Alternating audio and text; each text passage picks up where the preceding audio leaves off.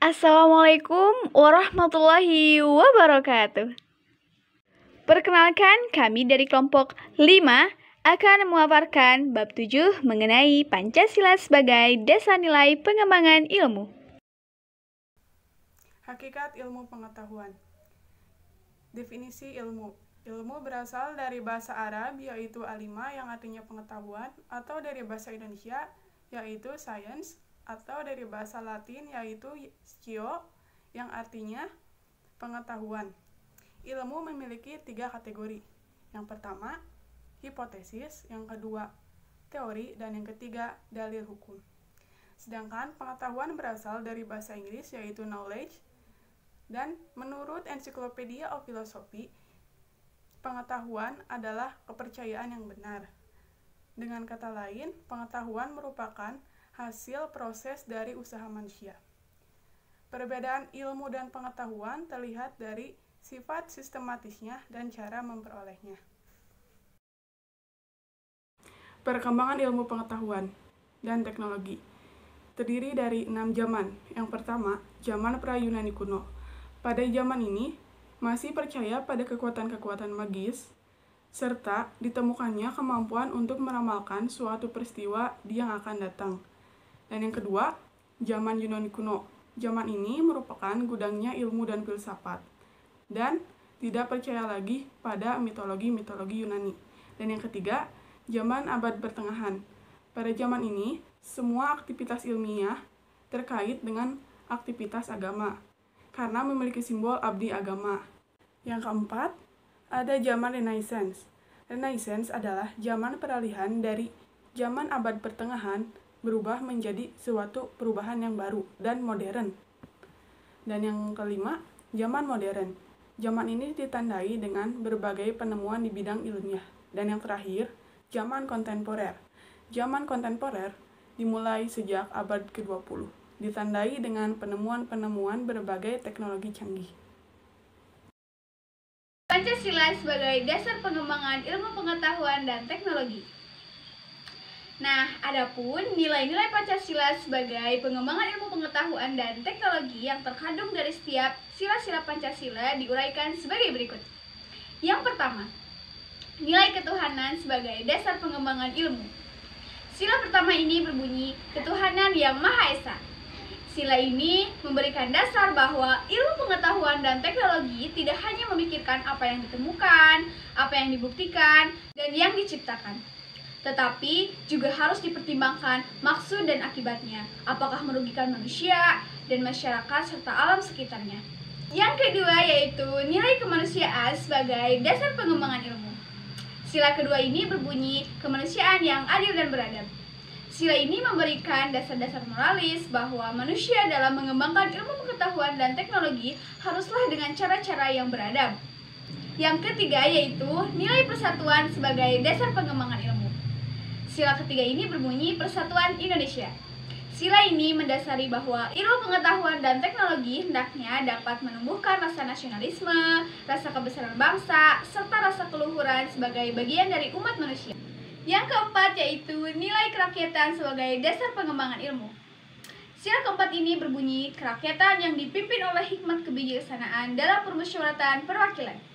Sila ini mendasari bahwa pengembangan ilmu pengetahuan dan teknologi itu haruslah bersifat demokratis. Artinya, ilmuwan memiliki kebebasan untuk mengembangkan ilmu pengetahuan dan teknologi. Kemudian yang kelima yaitu nilai keadilan sebagai dasar pengembangan ilmu. Sila kelima ini berbunyi keadilan sosial bagi seluruh rakyat Indonesia.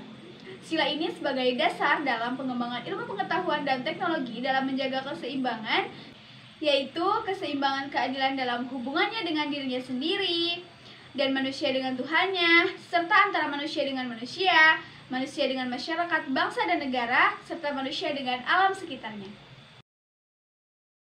Urgensi kedudukan Pancasila sebagai dasar pengembangan iptek antara lain yang pertama, ilmu pengetahuan harus menghormati keyakinan religius masyarakat.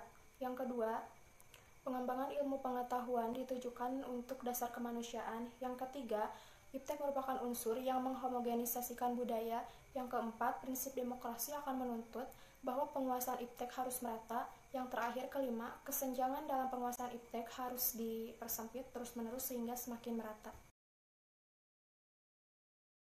Alasan pentingnya Pancasila sebagai dasar pengembangan ilmu dapat ditelusuri dalam hal-hal seperti 1. Pluralitas nilai yang berkembang dalam kehidupan bangsa Indonesia dewasa ini seiring dengan kemajuan iptek menimbulkan perubahan dalam cara pandang manusia tentang kehidupan. Yang kedua, dampak negatif yang ditimbulkan kemajuan iptek terhadap lingkungan hidup berada dalam titik nadir yang membahayakan eksistensi hidup manusia di masa yang akan datang. Oleh karena itu, diperlukan tuntunan moral bagi para ilmuwan dalam pengembangan iptek di Indonesia. 3. Perkembangan iptek yang didominasi negara-negara barat dengan politik global ikut mengancam nilai-nilai khas dalam kehidupan bangsa Indonesia, seperti spiritualitas, gotong royong, solidaritas, musyawarah, dan cita rasa keadilan. Oleh karena itu, diperlukan orientasi yang jelas untuk menyaring dan menangkal pengaruh nilai-nilai global yang tidak sesuai dengan nilai-nilai kepribadian bangsa Indonesia. Yang keempat, alasan Pancasila dijadikan dasar pengembangan iptek. A. Kerusakan lingkungan yang ditimbulkan oleh adanya iptek mengakibatkan generasi yang akan datang menerima resiko lawan bencana.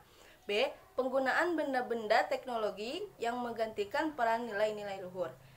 Yang kelima, ada gaya hidup global menggantikan nilai-nilai kearifan lokal. Tantangan terhadap Pancasila sebagai dasar pengembangan ilmu pengetahuan dan teknologi di Indonesia antara lain A. Kapitalisme. Akibatnya, ruang bagi penerapan nilai-nilai Pancasila sebagai dasar pengembangan ilmu menjadi terbatas. B. Globalisasi. Akhirnya, menyebabkan lemahnya daya saing bangsa Indonesia dalam pengembangan ilmu pengetahuan dan teknologi sehingga Indonesia lebih berkedudukan sebagai konsumen daripada produsen dibandingkan dengan negara lain. Konsumerisme menyebabkan Indonesia menjadi pasar bagi produk negara lain yang lebih maju. Dan yang terakhir, pragmatisme yang berorientasi pada 3 ciri. Yang pertama, keberhasilan atau workability. Yang kedua, kepuasan atau satisfaction. Yang ketiga, hasil atau result yang mewarnai perilaku kehidupan sebagian besar masyarakat Indonesia.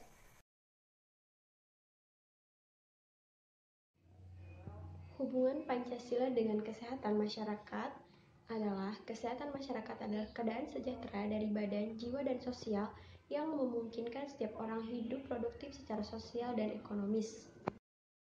Dalam banyak hal mengenai kesehatan adalah hal yang dominan dalam kehidupan masyarakat, namun tanpa kesehatan masyarakat tidak bisa berbuat apa-apa. Hubungan antara pelaksanaan sila-sila dalam Pancasila dengan kesehatan masyarakat adalah berdasarkan isi dari sila pertama Pancasila yang mengatakan bahwa ketuhanan yang Maha Esa yang mengandung arti yang sangat luas karena hal yang dibahas ada kaitannya dengan kesehatan masyarakat.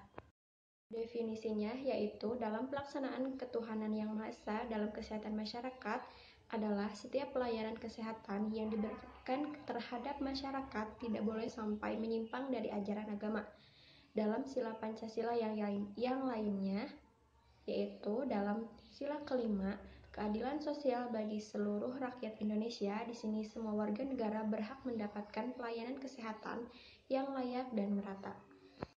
Dalam keadaan ini, suatu bangsa dituntut untuk menunjukkan nilai-nilai terbaik dari ideologi.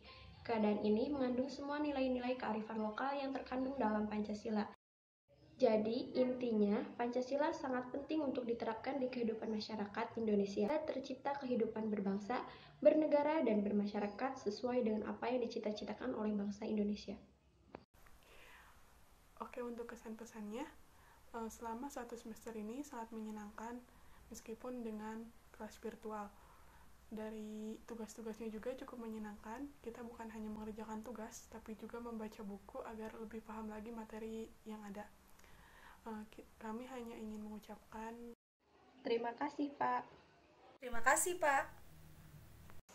Terima kasih, Pak. Terima kasih, Pak.